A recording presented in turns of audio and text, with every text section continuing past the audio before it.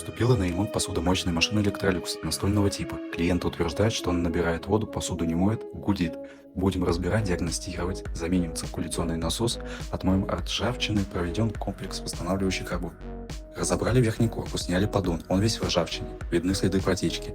Аварийный клапан исправен, залипания нету, циркуляционный насос, ТЭН, все устройство машины спрятано внизу.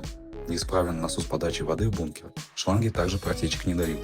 Машинку отремонтировал, заменил циркуляционный насос, готовлю к отмывке химии. Машинка отмыта и готова к полной работе. Клиент, думаю, будет доволен. Как думаете, сколько занял ремонт и отмывка химии? Спрашиваю в комментариях, если понравилось, ставь лайк.